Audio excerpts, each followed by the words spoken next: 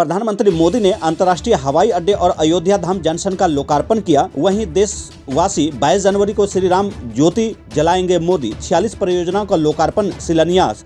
अयोध्या। प्रधानमंत्री नरेंद्र मोदी ने देशवासियों से रामलला की प्राण प्रतिष्ठा के दिन 22 जनवरी को घर घर में श्री राम ज्योति जलाने की अपील की। वहीं उन्होंने कहा, उस दिन पूरा देश जगमग होना चाहिए। मोदी शनिवार को अयोध्या में महर्षि वाल्मीकि अंतर्राष्ट्रीय एयरपोर्ट के निकट जनसभा को संबोधित कर रहे थे।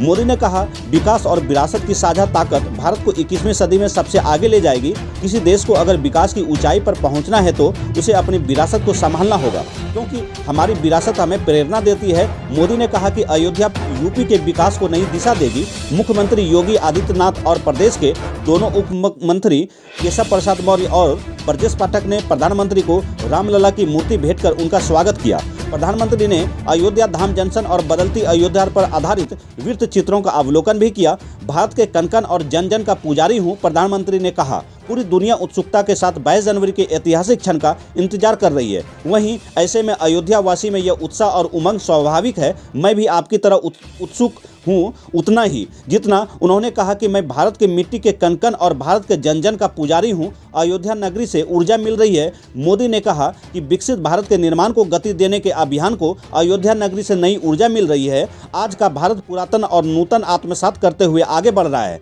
एक समय था जब अयोध्या में रामलला टेंट में विराजमान थे। आज पक्का घर सिर्फ रामलला को ही नहीं बल्कि 4 करोड़ गरीबों को भी मिला है। भारत अपने तीर्थों के संवार रहा है तो वहीं डिजिटल टेक्नोलॉजी में भारत छाया हुआ है। काशी विश्वनाथ धाम के पुनर्निर्माण के साथ ही 30,000 से ज़्यादा पंचायत भवन भी बन रहा है। मोदी जीवन खपा देता है। प्रधानमंत्री ने कहा कि मोदी की गारंटी में इतनी ताकत इसलिए है क्योंकि मोदी जो कहता है उसे पूरा करने के अपने जीवन खपा देता है। अयोध्या नगरी इस बात की साक्षी है। उन्होंने भरोसा दिलाया कि वह अयोध्या के विकास में कोई कसर नहीं छोड़ेंगे।